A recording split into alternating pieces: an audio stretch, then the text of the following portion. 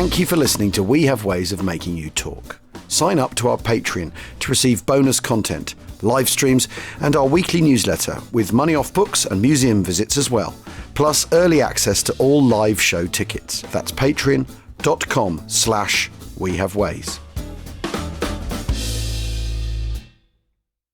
You know, it can be hard to see the challenges that people we work with every day are going through. Invisible struggles like stress and burnout, caregiving for a loved one, or being misunderstood. But insight, awareness, and empathy will help us better see the issues they're dealing with. And that can make us and our companies healthier too. I'm Holly Robinson Peete. Join us on The Visibility Gap, a new podcast presented by Cigna Healthcare. Download it wherever you get your podcasts. Want a website with unmatched power, speed, and control? Try Bluehost Cloud, the new web hosting plan from Bluehost, built for WordPress creators by WordPress experts. With 100% uptime, incredible load times, and 24/7 WordPress priority support, your sites will be lightning fast with global reach. And with Bluehost Cloud, your sites can handle surges in traffic no matter how big. Plus, you automatically get daily backups and world-class security. Get started now at Bluehost.com. No matter what you're looking for in a non-alcoholic beer, there's only one name that has it all. Athletic Brewing Co. Full flavor? It's athletic. Huge variety? It's athletic. Award-winning styles you can get online, at the bar, or the grocery store? It's athletic. In fact, when it comes to amazing non-alcoholic beer, there's no question. It's athletic. Ask for it and find out. Go to askforathletic.com to find your closest retailer today. Near Beer.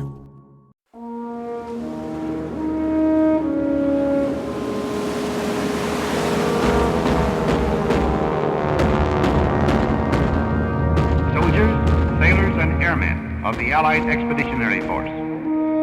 You are about to embark upon the great crusade toward which we have striven these many months. The eyes of the world are upon you. On the eve of this great adventure, I send my best wishes to every soldier in the Allied fleet.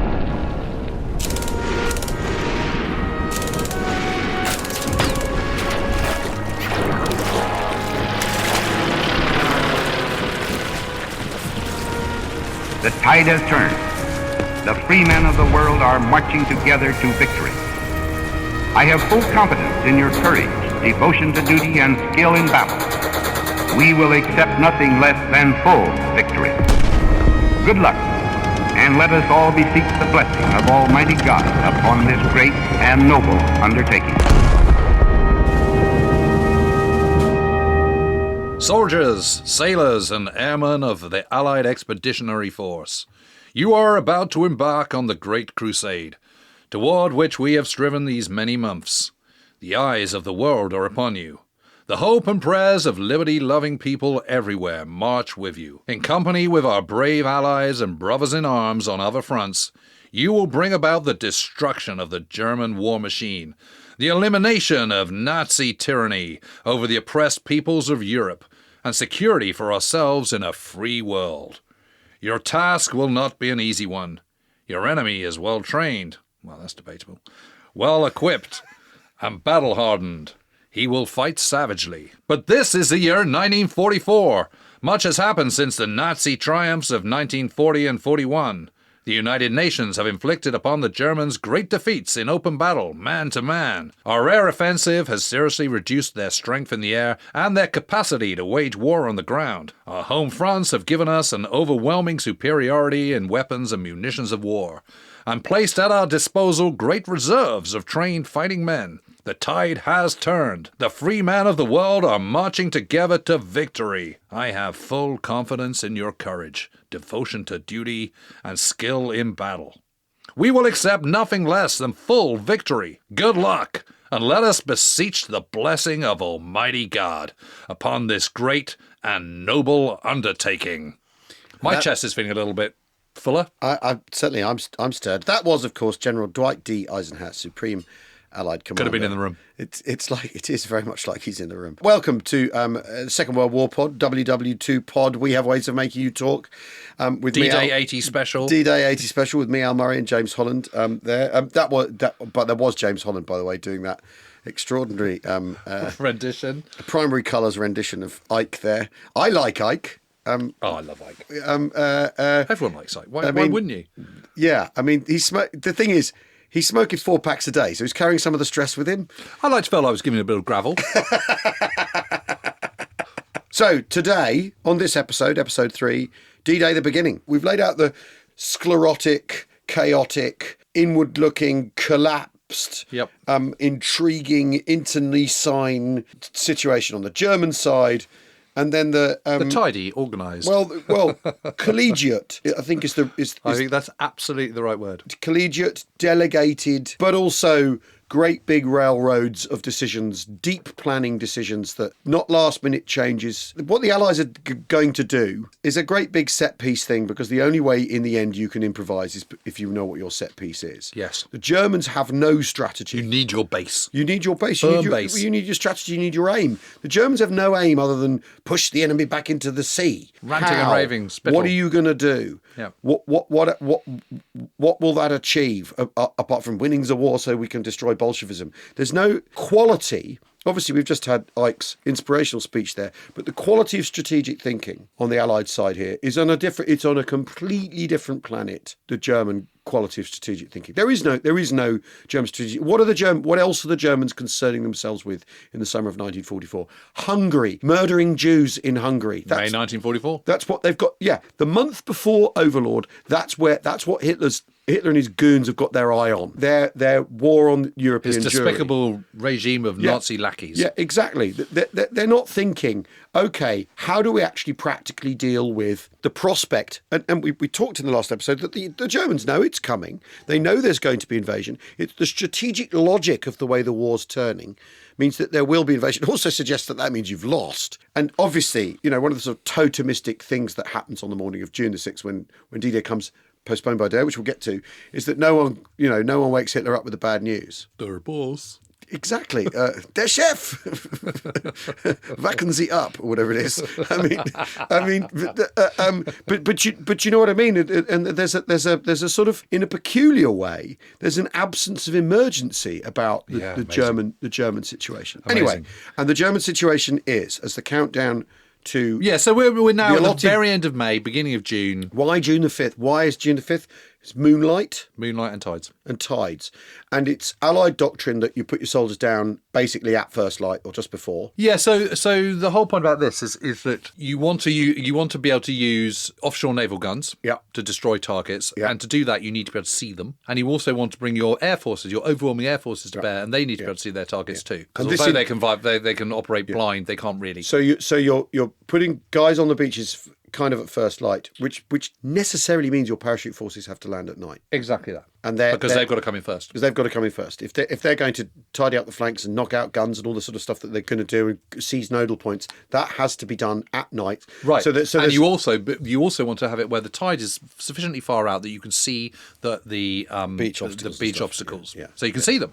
Yeah. So that means actually, once you get your slide rule out and you work out when these things all coincide, it's like an eclipse, isn't it? The things all have to line up. Planets have to align. It's early morning rather than first light. Dawn is at 5:15 a.m. Yeah. But this means it's probably going to be June the 5th if it's going to happen this summer. Yeah. The next cycle is 19th, 20th of June. 20, so Rommel bets on... Well, because the weather's really bad. Yeah. Well, General Marx has said that they're going to go to church Sunday, the 4th. They're going to... it's Marx, isn't it? Yeah, Eric Marx. Which means tomorrow morning, it'll be Monday morning, Monday the 5th. Yes, but he says that the week before. Yeah. When it's blazing sunshine. Yeah. Because there is the weather in May 1944 is absolutely glorious. Yeah. It's completely lovely. It's really hot, really gorgeous, and it just starts to turn. And this is a big part of the Allied planning, is that they're expecting good weather in June, because you get good weather in June in Northwest Europe, in France. And that's the analog algorithm. Yeah, exactly. And the enemy gets the vote, but the weather also possibly gets a vote. Has a role to play in all this. So Rommel picks the 20th of June, and he goes to see Hitler. But by the time he makes that decision on the 3rd of June, the weather's turned. Yeah. So he thinks, Yeah, fair enough. But he's also... But he's very, very careless because he's away at the start of the Battle of Alamein. All these people, that's where I was going. That's where I was going exactly with this. He's satisfied from what the intelligence he has that the Allies are just not going to. They're not going to bother. He shouldn't be. No, of course he shouldn't. But he goes to see his wife for her birthday. Because the idea that he doesn't know that a French Maquis commander has been captured on the 1st of June and interrogator reveals that the invasion is any day, which he does, that should make him... But the reason he goes is because he's still trying to persuade Hitler to give him command of all the because they haven't made a decision. Well, they made a decision. Well, they've made a proper decision. But if he's made one decision, he can make a different decision. That's what he's hoping to do. Yeah, because they all know he changes his mind, just like that. Yeah. But he's buying shoes for his wife in Paris. But he's only going to see Lucy for her belated 50th birthday party because he wants to go and lobby Hitler. If he wasn't going to lobby Hitler, he wouldn't have gone to see Lucy. 352 Division are put on general alert by General Kreis, but he needs higher authority for that. Marx agrees to it. Who's the 84 Corps commander? Next guy up, but that request is then turned down. So no one's allowed. So not only are they not making decisions, no one's allowed to make decisions. Yeah, so you see, if that was me in 1940, that'd be no problem whatsoever. Yeah. But it's not. It's 1944 now. Kreis cheats and does war games. Well, there's mass war games for 7th Army planned for the 5th of June. So he uses that as an excuse to put them all on alert. But if anyone quibbles with him, he can just say, "Well, we're wargaming." But still, it's a ridiculous thing. It's all really, really lame, isn't it? It's absolutely rubbish. Yeah, and there's a German spy in Turkey called Eliza Basner Cicero, who's the valet to the British ambassador in Ankara. I mean, what on earth's happened there? What are the Foreign Office doing? And that gives away the code name Overlord. That's in a trivia category with the crossword clues that are the names of the beach. Whatever. That's a nothing story. How many words are there in the English language?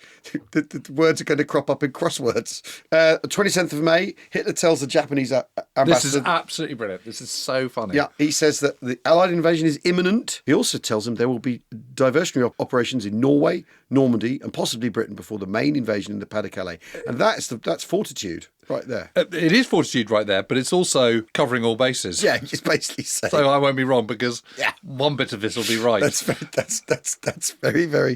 very Hitler, isn't it? Very Hitler. Here are 5 possibilities. I'm right. 4 possibilities. Turns out I'm right.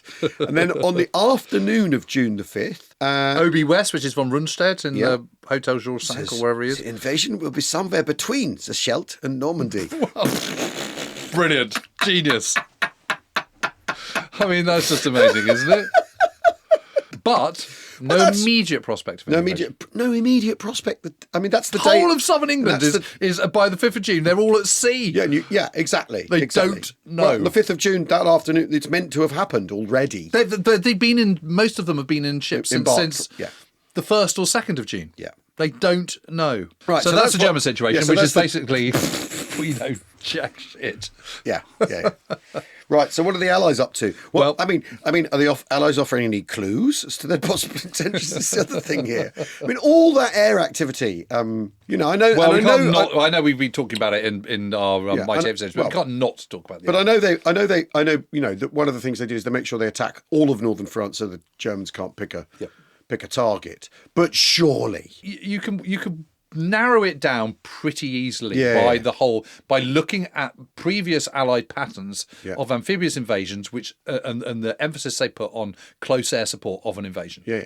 And that tells you where it's going to be. Well, and it will be clearly Normandy. Almost certainly. It's not going to be further south. Yeah. And it's not going to be much further north. It's going to be either side of the Well, and one of the advantages of Normandy, of course, is that it's that little bit further from Germany. So if the Germans are going to bring stuff up, it's that little bit more difficult. Never thought of that, but that's a fair point. And Pas-de-Calais is that much closer to Germany. And so the strategic elastic, the strategic dynamic, the Clausewitzian idea that, the shorter your supply lines, the easier it is for you to fight. If you're drawing the Germans all the way over to Normandy, it's that extra... It's 100 miles to Caen from La Roche-Guyon. Exactly. Rommel's headquarters on the Seine. Exactly. It's 280 miles from Calais. Exactly. And that just means getting fuel, getting ammunition, getting people, getting materiel to Normandy is that much more difficult, whereas it's essentially the same challenge for the British across the Channel. The Straits of Dover are so small, if you're going Dover-Calais, the Luftwaffe, if it does show up, and again, it's close to Germany, so it's more likely to be able to, likely to have more of an effect because it's a smaller battle space. It's got to be Normandy. I mean, this is the thing. And if it's obvious to me, stand-up comedian. It sort of is obvious to Rommel, but he can't persuade anyone. And this is his whole point about the kind of use of the mobile divisions. So the Allied air plan massively accelerates into May with the transportation plan, which we talked about on the 8th Air Force episodes. Chattanooga Choo-Choo is the plan of the 21st, 22nd of May to destroy as many locomotives in motion as they possibly can. 91 are destroyed on the 21st of May. The night of the 19th, 20th of May, Bomber Command hits the marshalling yards at Boulogne, Orléans, Amiens, Tours and Le Mans. So this is all much closer to the bridgehead. That's all around. All around, You look on a map, that's all around it. Yep. 23rd, 22nd, 23rd of May, Orléans, Le Mans hit again. 25th of May, 8th Air Force hits Seine bridges and enemy airfields. I wonder if there's an Allies Village. Yes, I cannot yes, but you could be isolating. You could be isolating the Pas-de-Calais from the south. You could be. Aachen is also hammered. Important rail hub. Yeah. 197,000 tons of bombs dropped on France in the 9 weeks leading up to D-Day. Put that in comparison, 18,000 tons dropped on London in the entire Blitz. Okay. Casualties in France. France is really this getting is one it. of the big fears of Churchill. He's very worried about it. Yeah. It's why he's got sort of doubts about the whole operation. Yeah. 712 French civilians are killed in March, 5,144 in April. And almost twice as many in May, nearly 10,000. 9,800. But that tells you everything you need to know about the acceleration of the transportation plan. But that comes at a massive cost. Between the 1st of April and 5th of June 1944, Allies lose 12,000 aircrew. When you look at the final scores for the Overlord battle, the sheer number of aircrew lost on the Allied side is gigantic. It's a number that competes with land troops, actually. And that's really, really, it's really, really striking. So you may in terms of KIA, yes. Yeah, in terms of KIA. You may well have air supremacy, or air superiority bordering on supremacy, but it costs, even when it's going well, you're losing air crews like that. I mean, 1st of April to the 5th of June, 12,000 aircrew killed. I mean, the key thing, though, is that by the 28th of May, they have this huge air battle. Yeah. On the 28th of May, in which 78 German aircraft are shot down or severely damaged for the loss of 9 Allied planes. And the closest airfield to Normandy on that day is 500 miles. So they've done it. They've done it. And that's also the same day that Hitler announces that the Me-262 jet is going to be a bomber, not a fighter interceptor. He's got his eye on the ball. So they're also doing, as well as the transportation town, they're doing all the noble sites, which is the V1s, V2s. Yeah. And also, 123 wing of the RAF is focusing on knocking out the radar stations, and these are the Typhoons. Yeah. They're rocket-firing Typhoons and cannons, and they knock out 76 of 92 radar stations along the Atlantic coast. Absolutely amazing, including all the Mammoth and Wassermann radars, which are the most sophisticated radars that the Germans have at this point. These are the kind of 360 rotating ones. And that means that on the entire Atlantic coast, German radar is at only 5% efficiency. And being relentlessly spoofed as well, what's left of it. Completely. And compare that again with 1940, the total inability of the Luftwaffe to destroy the radar. Yeah, to shut down the radars, But our old friend Air Chief Marshal Sir Trafford Leigh-Mallory is having the heebie-jeebies because the intelligence arrives... Don't look for an episode about him. There isn't one. There isn't one.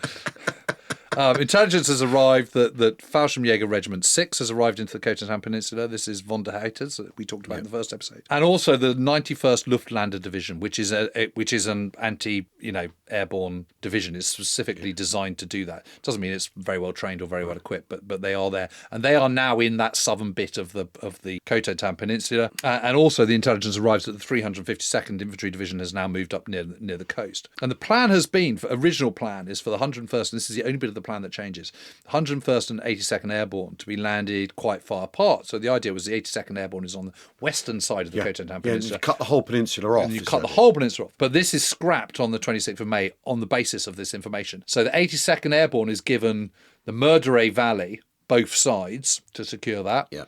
And that ridge line that involves the San Mary-Glise with its nodal point and its key crossroads and passing point of the railway and main road up to Cherbourg. And then the 101st will basically do the covering of the Utah beach landings where 4th Infantry Division is due to land. But Lee Murray wants the whole thing scrapped. And the problem is that while the paratroopers, the airborne troops, don't actually fall under his command. The planes do. The planes do. The carrier, nine troop carrier command does. And the plan is for 915 of these C-47s to cross the peninsula east-west at 1,000 feet off the deck. And that's exactly where the 91st Luftlanding Division is. Yeah. And the problem with the C-47s is they're not designed as combat aircraft. They haven't got any It's an airliner. they haven't got any armour. They're ground armour, and they don't even have self-sealing tanks. So Lee Mallory is concerned it's going to be a slaughter. And so he says this to Bradley, and Bradley goes, "Get back in your box."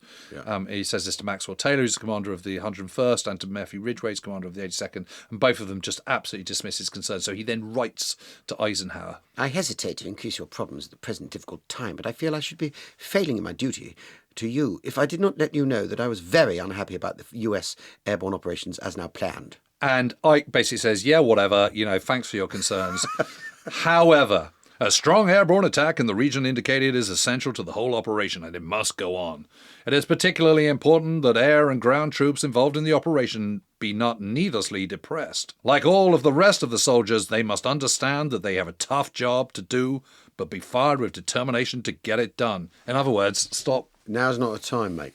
Now's not a time. However, I mean, he's right, isn't he? The cutting off the whole Yucatan Peninsula is beyond their... So they've adjusted it. That's they've fine. adjusted it. I mean, and it's interesting that they are able, although... because it doesn't involve the Navy. Of course. You just put them in a plane to say, right, we're not going to land send there, we're going to land somewhere else. Yeah. But you Yeah. wouldn't be able to do Yeah, that if yeah, it was... yeah, yeah. You wouldn't be able to change the Utah plan. Just as well they didn't do that. Landing at night, before we even get into whether they're scattered by the weather and all that, of which there are differing opinions, landing at night is difficult, it's hard, and it complicates things. Full And one thing stop. the Germans have done is they have flooded every bit of river Yeah, that they yeah, possibly yeah, can, opened the sluice gates, all that kind of stuff. So the Murray Valley is a kind of sort of boggy morass now.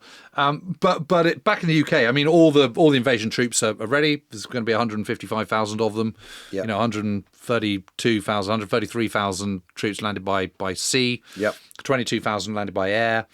Stores have been built up. The whole of southern England is one vast camp of widened roads. There's that chocolate bar concrete absolutely everywhere that Stephen Fisher Yes. is absolutely fascinated This by. has been laid down on all these little...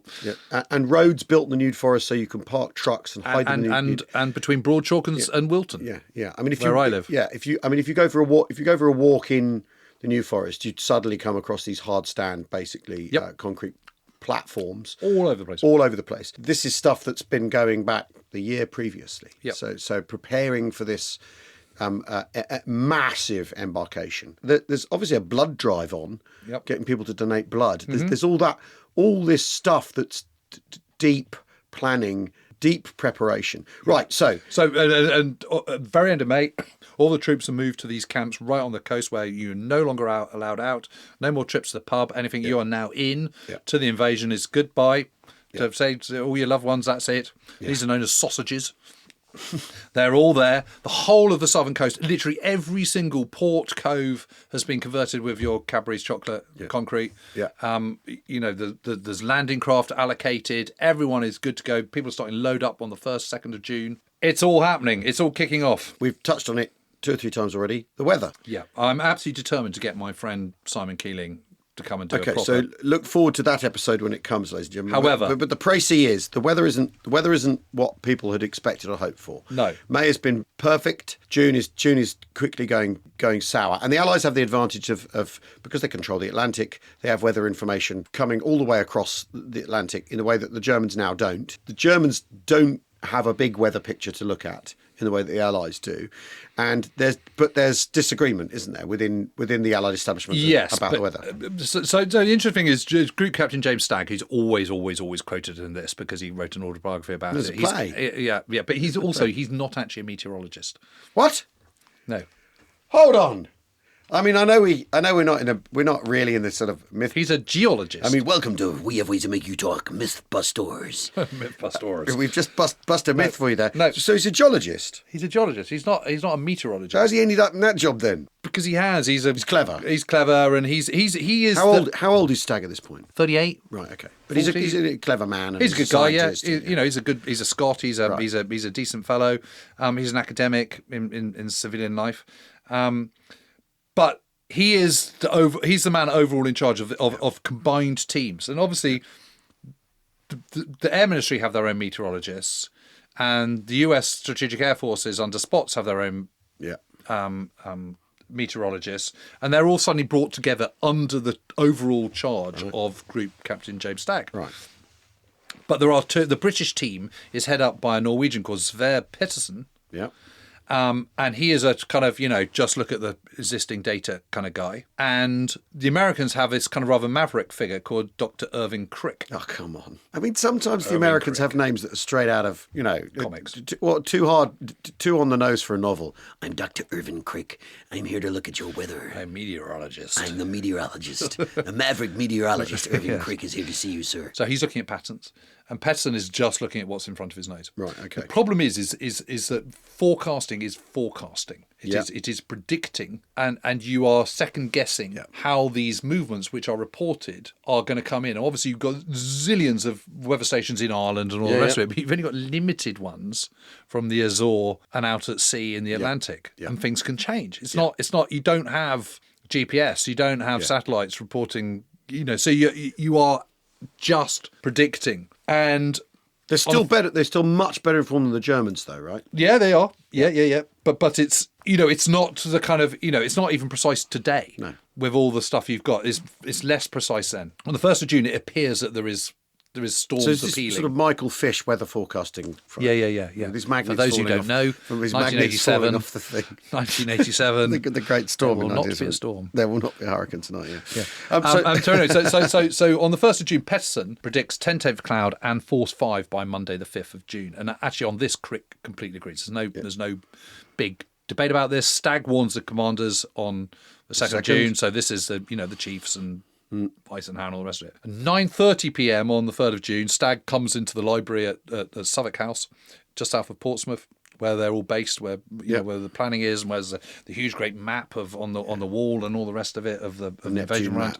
All that. And he warns them that his fears of the previous day are looking really likely, that it's looking like a really bad situation. And the discussions on the implications of this continue until 11 p.m. And Stagg is told to go back and then return for a briefing at 4:15 on Sunday, the 4th of June.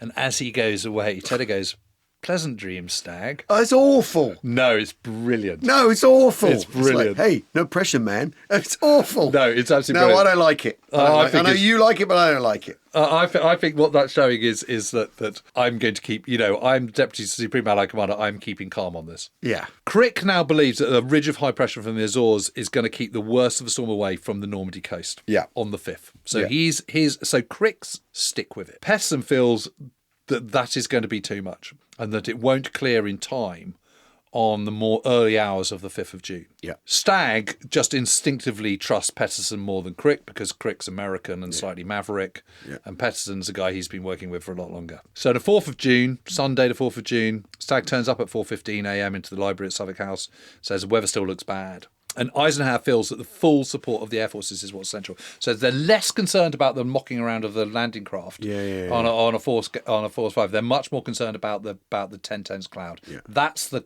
real... and that's the lesson of the campaign in Italy that winter, is that when you don't have the air power, it levels things out for the defender. Yeah. So Stagg is predicting that the high pressure that follows the low pressure, because you get low pressure, then you always get a kind of a drop off of wind, and the sky clears in the immediate aftermath before the next round of low pressure kind of swirls in, and he thinks it'll be too late, but thinks there is this little window, this little ridge of high pressure which is bulging across, and it is predicted to hit the Normandy coastline and the Channel on the early hour, overnight on the 5th, 6th of June.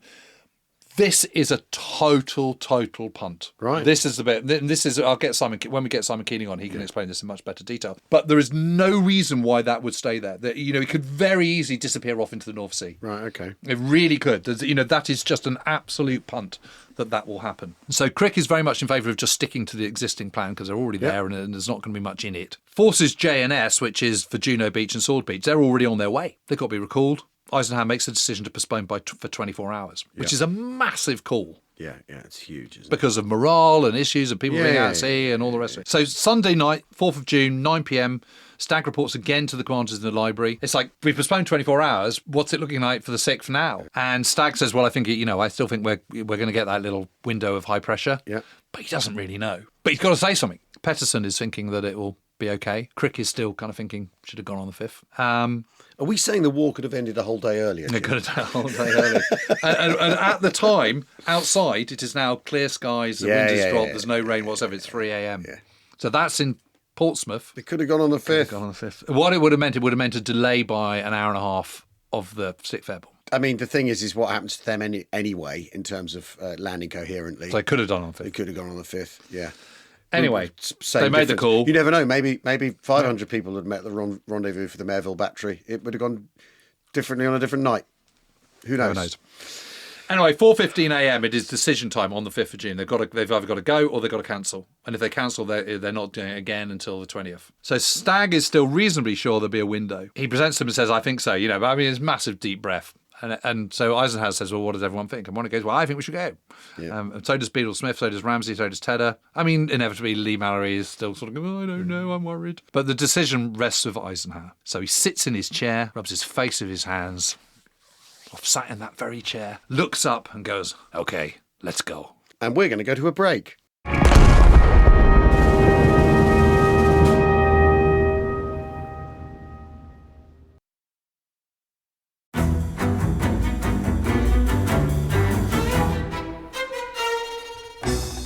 I'm Anthony Scaramucci, former White House Director of Communications and Wall Street financier. And I'm Katty Kay, US Special Correspondent for BBC Studios. I've been covering American politics for almost 3 decades. Welcome to The Rest is Politics US, brought to you by Goalhanger. Go on, tell us, were those donations you made, like Obama in 2008, was that idealism? Were you hoping to get something out of these campaigns that would serve your own business interests, for example? So I think this will either make this podcast incredibly successful, Katty, or people will be horrified and they'll shut it off right now because I'm going to be very real with you. The Obama donation, I had gone to law school with President Obama. We were not classmates. I was a few years ahead of him. It was 2007. He was then Senator Obama. I had a check in my breast pocket. I went over to the senator. I said, Senator, you and I didn't really know each other in law school, but I'm about to hand you a big check. Can I lie to my friends and tell them that you and I knew each other in law school? Well, Obama looks at me, had the best smile in American politics since Jack Kennedy. Forever. Yeah, he lights up. He looks at me and says, I'll tell you what, if you double the amount of the check, we'll take it back to Hawaii, okay? And I looked at him. I said, you're done. I had another check in my pocket. I ripped it up. I doubled the amount of the check. And I'm going to tell you right now, I've been to more White House Christmas parties during the Obama administration than the Trump administration. In this pivotal year for the United States, democracy, and world affairs, Britain's biggest podcast, The Rest is Politics, is launching stateside. Uncovering secrets from inside the Biden and Trump inner circles and how they shape the world's most important economy, but also the global economy too. New episodes are released every Friday morning. Just search The Rest is Politics US wherever you get your podcasts.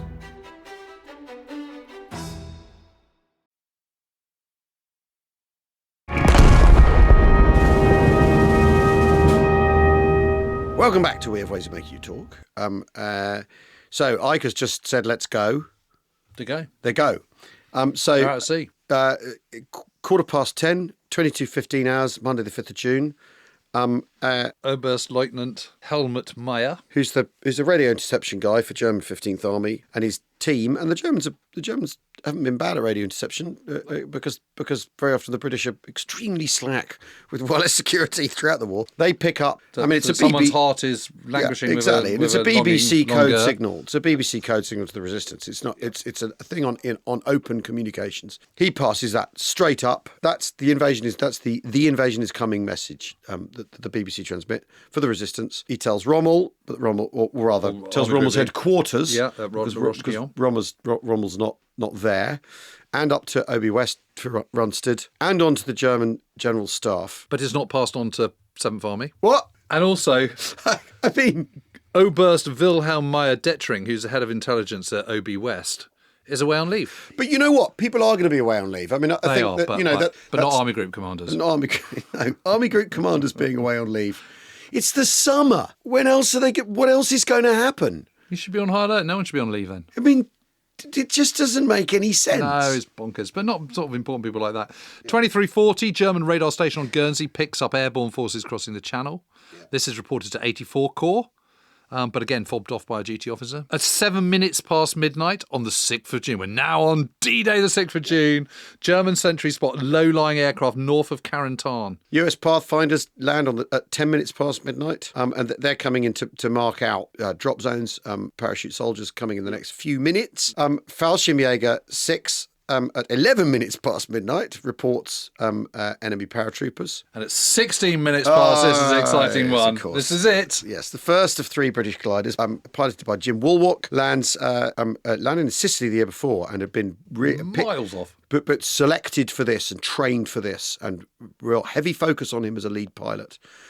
To capture the bridge at Benneville, which is the pair. So they send 6 gliders for the pair of bridges on the Caen on the Orne River, which we talked about in the previous episode, which drop perpendicular from the sea down to Caen, kind of in a straight line in parallel with each other. The men of D Company, the Ox and Bucks, led by Major John Howard, who's an ex-cop, and they hurry out and they take the bridge. Company. They take the bridge within minutes.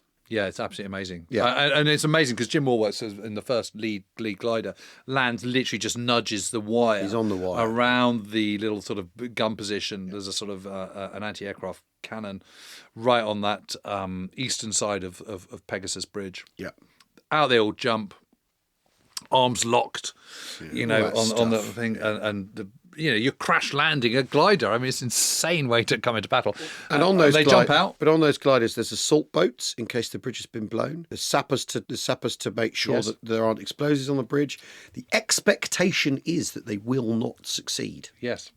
That is a really important point. There are men from 8 Para, who are the parachutists who land in a minute to relieve them, who are jumping with inflatables in their kit bags to go paddle across the Caen Canal, the Orne River, because the expectation is this is going to fail. They aren't going to, although they've trained up to the eyeballs and they've practiced, they don't expect to take the bridges. All these redundancies built into it. It's amazing, isn't it? It's absolutely amazing. And there's an episode by the Colonel, my father. 496. Episode 496, which details the full planning around that, around taking those bridges and then the further bridging, because once you've got those, once you've secured those water obstacles, the thing to do is stick a load of bridges on them so that you can invest the high ground on the Breville Ridge. And bridges landing on Sword Beach that morning in bits and pieces in trucks. It's absolutely amazing. In scores of trucks. They do secure it. And it's interesting because as they come in, they're coming across the coast, the cord is cut. Yeah. They then glide to the south and cut back in. Yeah.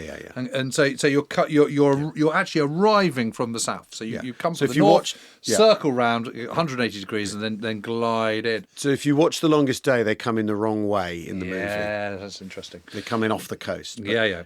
John Howard kept a very detailed account of all this, and he said that when he was looking out from the glider, everything looked exactly as he thought it would, because they've just studied all these aerial photographs, every feature they've memorised. And they ran a little film over a model. Yeah. They ran a camera over a model, and the pilots and it were looks able to watch the cine film. Exactly the same. So it's all perfect done. Yeah. They storm out, take out the guys in the on the manning the gun, rush across the Well, across we're the also bridge. blasé about they think it's parts of a bomber crashing, being shot down and crashing, the sound of the gliders landing. And there's a blasé attitude, because obviously every night there's stuff.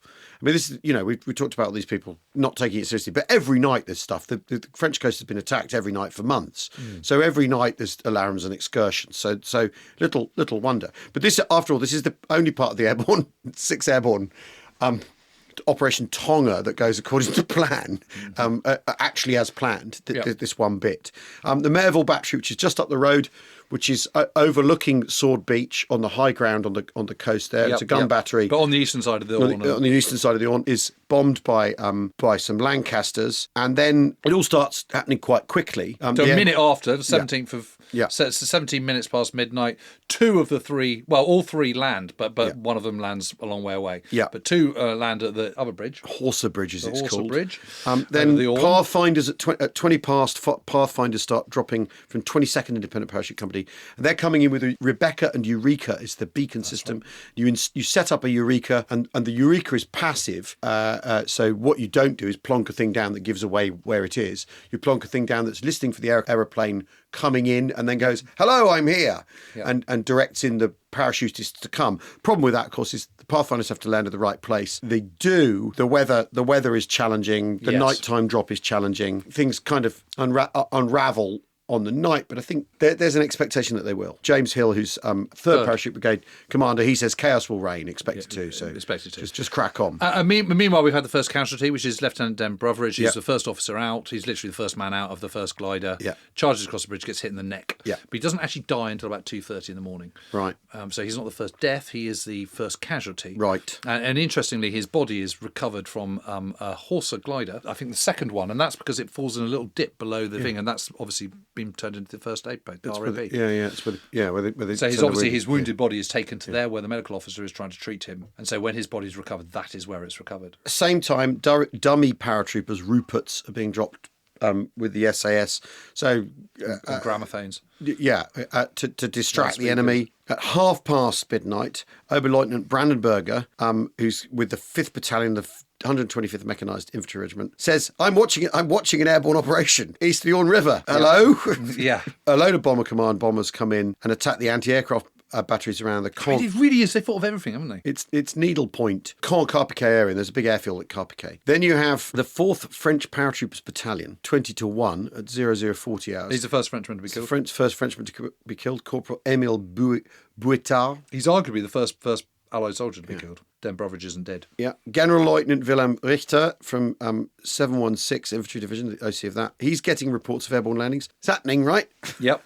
50 at 0045. Still pointing in one direction. Yeah. German reports that there are more paratroopers. 101st Airborne start dropping at 48 minutes past midnight. On Mission Albany in the Koh-Tatan Peninsula. 5th Brigade of 6th Airborne Division. This is the parachute reinforcements to bolster the men at the bridges, and also to start occupying the high ground, clearing around Rollville, the village of Rollville, on the Breville Ridge. They start arriving, and they're commanded by Brigadier Nigel Poet. Yep. If you're the Germans, surely it's obvious it's happening by now. But it might be a diversion. The Kriegsmarine radar spots an important armada in the front of the Pas de Calais, which is a spoof. This is 617 Squadron, the Downbusters. Dropping window and radar reflectors and stuff, confusing everyone. German Sergeant Ludwig Förster discovers an Allied armada overlooking the Conville Draw on Omaha Beach.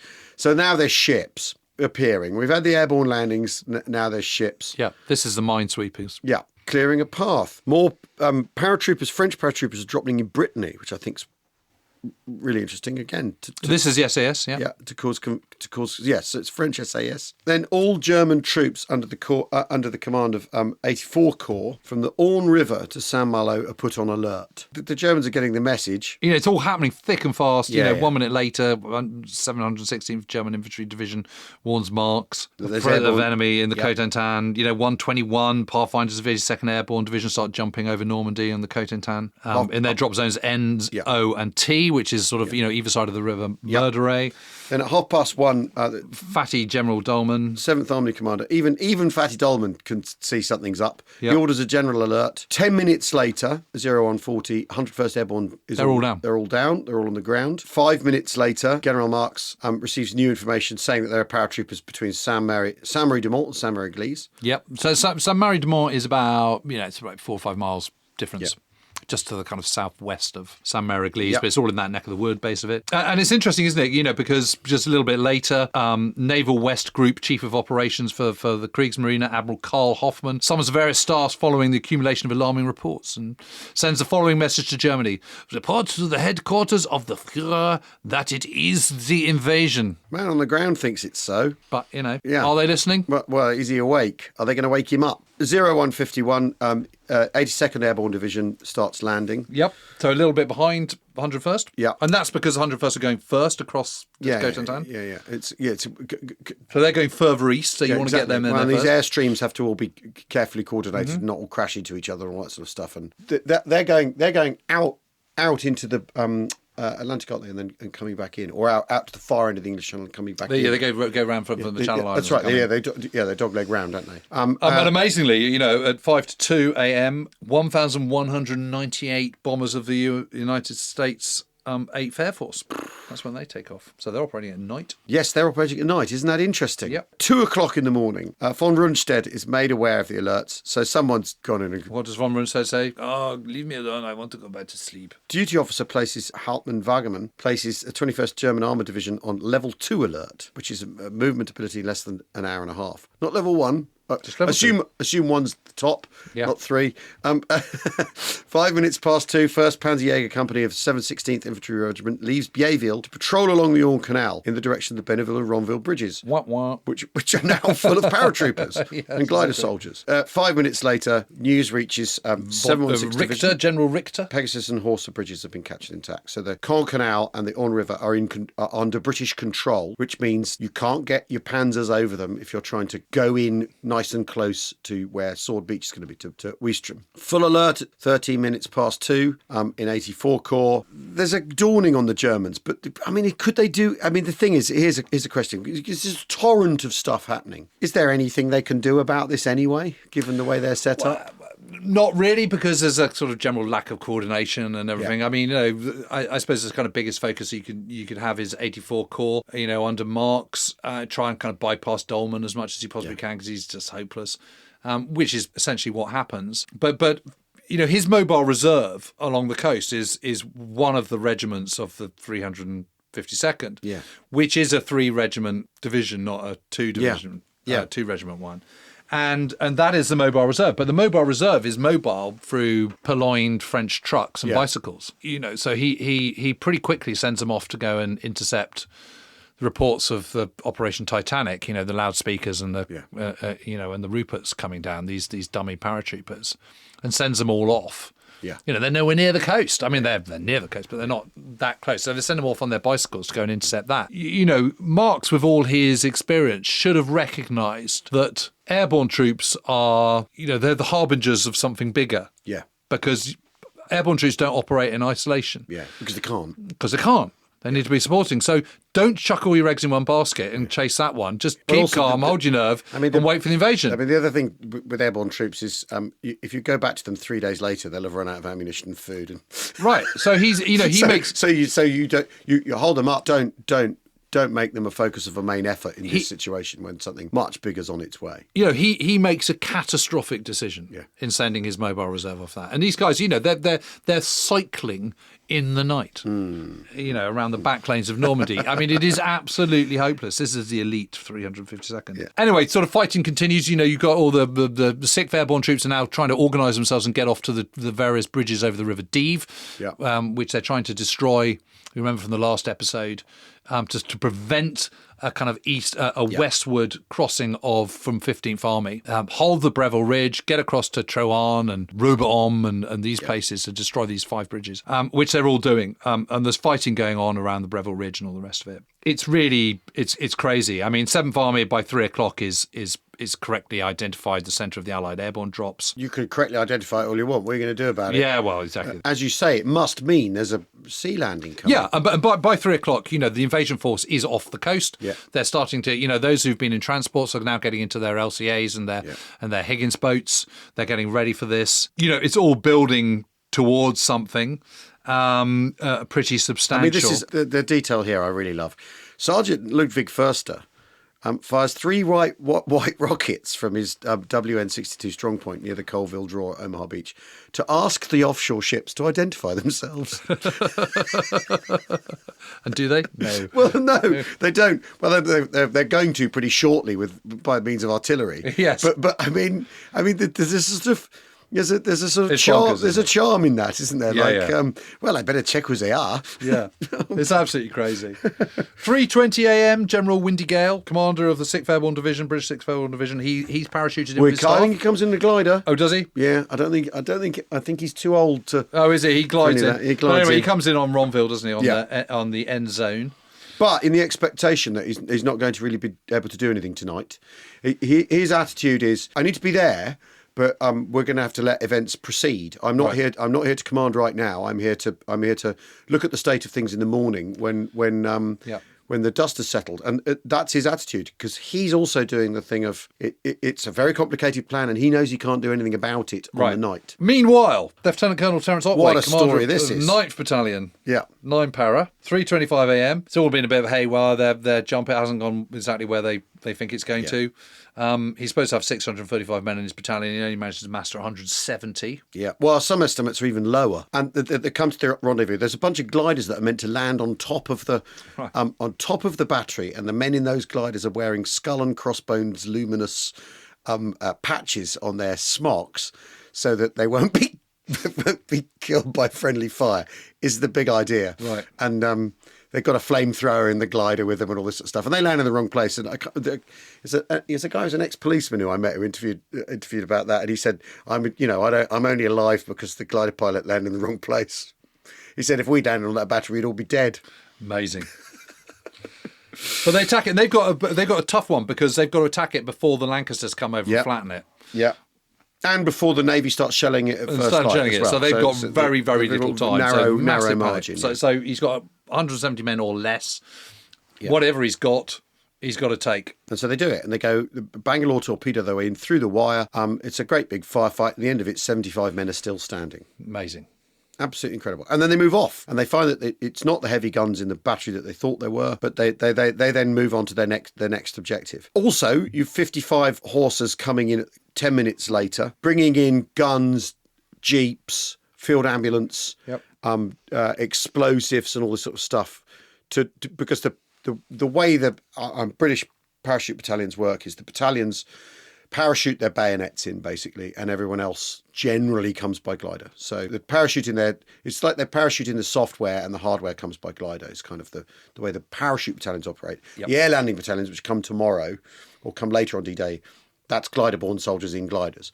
And the Ox and Bucksmen's are the exception. This glider lift is stuff. Yeah, stuff for the men to work it. Yeah, and isn't that where the jeep with the medical supplies comes so that Tim Roseveare purloins it, fills it with explosives, and goes and blows up the bridge at Troarn. Yeah. Yes, it all works. That is the most amazing thing, is that they blow up all the bridges they're supposed to, and they hold on to all the bridges they're supposed to. Yeah. So the ones that they don't want blowing up don't get blown up. And the ones that they do. And one of the reasons, actually, the interesting thing about Pegasus Bridge and Horsa Bridge is one of the reasons they don't is because they've got kind of Ost Battalion troops. And in the past, they've kind of said, whatever you do, don't blow up the bridge. And they come down and stand, so they blow it up. The explosives haven't been set underneath those bridges, so they're never going to blow it up anyway. Samuel Iglesias is liberated by 4 o'clock in the morning. The American flag hoisted at the town hall. Yep. Love a bit of drama like that. Then American Waco gliders come in, and the American air landing effort, the glider effort, is also is similarly kind of half done, because they can't airlift everyone in on the night. 8 minutes past 4, death of General Pratt, who was second in command of the US 101st Airborne Division. Yes. As depicted in Saving Private Ryan. Because they've armoured his glider and it's too heavy. It's too heavy. The pilot can't control it. Terrible business. This is all gaining momentum. Is the other thing. These soldiers aren't just landing; they're fighting successfully. By first light, by 10 past 5, the first shots of naval artillery are coming from HMS Orion, which is a cruiser off Gold Beach. And the next phase is underway. And the airborne landings, although they have been dispersed and disrupted by the weather and by German counter-airborne effort in terms of flooding, large chunks of the countryside and all that sort of stuff. They have been successful in securing their objectives generally. I mean, the airborne drop isn't anything like as badly scattered as Myth would have it. Yeah. I mean, I think something like 75% are within 10 miles. Over 50% are within 5 or something. Yeah, relief is on hand. Yes, is the point. Dawn's at 5:15. Report at 20 past. Report transmitted by the 352nd Artillery Regiment to the staff of the 352nd Division. There's naval units coming. There's 29 ships, of which 4 are quite large. Yeah, and observed at a distance of 6 to 10 so well within. The guns are coming, and a number of landing craft in front of Port-en-Bessin is about 50. So the Germans now know airborne landings are one thing. This is happening now. The main thing's happening. Yeah, and the amazing thing is at 5:25 a.m, 3 German gunboats are fleeing Weestrom and going down the Caen Canal and run straight into the paratroopers, and they just get shot up and destroyed. Absolutely amazing, that, isn't it? Like, oh shit. Yeah. We'll go inland. Oh no, they're inland. At 5:30, a Norwegian destroyer called the Svenne is sunk off Sword Beach by a German S-boat. So the Kriegsmarine fires 18 torpedoes out of Le Havre, so it can still do something, but that's it, and that's not unlike, because the Luftwaffe aren't completely absent on D-Day. They do pop up, but on a kind of similar level of seriousness, right? And naval bombardment begins yes, at 5:31. Yes, so shit gets real if you're on the Normandy coast. Eastern Task Force warships open fire on the British and Canadian beaches, which are Gold, Juno, and Sword. The LSIs, the landing ship infantries, a minute later drop anchor off Juno Beach. 5:35. 29 American amphibious DD Shermans of the 741st Tank Battalion are launched 6 kilometres off the coast. What are they thinking? You got that wrong. All but 2 sink en route to the beach. Whereas all but 2 get to the beach of the other one. German guns. Those 4 big guns are Long-Sur-Mer. At 5:37, fire on US destroyers, USS Emmons and USS Arkansas. What's the proportion of American naval effort? 1,213, of which 932 are British. Okay, so what? 4/5? 200. So it's 4. I think 200 are American. Okay. 5/6 British to American naval effort, and a few French and Polish and Norwegian also. And the Navy there's naval bombardment continues. Yep. At 10:06 in the morning, USS Texas fires on the American sector of Omaha Beach. At 5:06, 329 British Liberator bombers start attacking German coastal positions. The scale of this, it's unbelievable. It's unbelievable, isn't it? I mean, the big problem with the Liberators and the bombers coming over is that they're attacking along the coast. They're attacking at 90 degrees to it, and so it's very difficult. They're overcompensating because they don't want to drop on the invasion force. Well, it is, and so a lot of them come inland. Big but I would argue that's line, still not completely wasted time. Sunrise, 2 minutes to 6 on D-Day. The weather's grey. There's a swell. There's low clouds. Wind force is 3 to 4, which isn't so bad. That's choppy and kind of, the occasional white top. At 6 o'clock in the morning, another wave of bombers. American Marauders come in and drop. Yeah, so these are twin-engine bombers. Drop 4,404 bombs. So 4,400 tons. Is it 400 tons of bombs? I can't do the maths. They drop a load of bombs on the Norman coast. Yeah. At the same time, 6th Fallschirmjäger Regiment have captured some paratroopers around Carenton and they're talking to them, or interrogating them. But asking them nicely. What is happening? There is an invasion. Is this the invasion? Yeah. Number 56412. Yeah, exactly. And even if they tell them, what difference does it make? Yeah. 3rd Parachute Squadron RE blow up the bridge at Robom. So the bridges, the far west bridges, the far eastern bridges. Over the Dive have been dealt with. The airborne operations go really well. They go really, really well. And I think the really interesting is it's lots of small raiding operations all bundled into one big thing. Airborne soldiers are really good for is these mini targeted things. It's when you're trying to do too much, or when you're trying to attack somewhere with a battalion, it gets a lot more difficult. But if you go and blow up a bridge, if you're going to blow up bridges, if you're taking out batteries, wins. Exactly. If it's all focused ink spots, it'll work later in the year. Where taking the eye off their ball on that. But yeah, it all goes very well, and a lot of it's to do with a high level of training, a high level of focus, and also, it's interesting. Gale briefs the way he briefs 6th Airborne Division. Everyone knows what's going to happen. Everyone knows all of the plan, so that when a sapper officer turns up in the middle of the night and goes, I'm afraid I'm going to have to take your jeep, we've got a bridge to blow up, and you're a medic, you don't tell him to get knotted. You say, of course, absolutely, carry on. Because everyone knows every element of what everyone in 6th Airborne's been briefed on what they've got to do. Yep. And what the division's doing as a whole, and then what individual parts are doing. And I think that's really, really interesting. It's not siloed, it's not sealed off knowledge. It's an sort of open planning approach. Yeah. 6:15 landing craft off British and Canadian sectors, so that's Sword, Juno, and Gold. Yep. They're starting to move in because it takes time. They're not landing till 7:30, but it takes time to get those landing craft off. Get the men in them to get them in. They've got to kind of lower them onto the sea. Then they've got chalks right. They've all got to beetle around in circles until they're all ready to go in together. So all that takes time. More and more reports coming in all the time now from the various from the 716th, 352nd German divisions, and so it goes on. And then at 6:27 a.m. Omaha Beach, the end of the barrage bombardment of the coast by the offshore naval guns, and at 6:29 beach landings at Omaha begin. That's where we're going to leave it. That's where we're going to We've done the airborne job. But I think it's interesting doing that way, because what you're starting to sense is this kind of, it's all kicking off, and from the German point of view, it's extremely confusing to start off with. They're starting, mounting, increasingly getting a picture of what's going on. Lots of information coming from all over the place. You've got airborne troops in the east, you've got air troops in the west, on the Cotentin. No one knows quite what's going on. It's absolute mayhem. But what you also get a sense of is the kind of complexity of the Allied plan and the multi-layered nature of it. Air, land, and sea, and airborne, and amphibious assaults, distraction, effort, and everything. I mean, it's everything everywhere all at once. Germans not only have to figure out what's going on, what can they actually do, which fire do you put out. Once you've sent those guys off on bicycles, how do you get them back? The whole thing, firing a flare to get the ships to identify themselves. The sort of depth of the confusion. You want that. That's a necessary effect of a landing.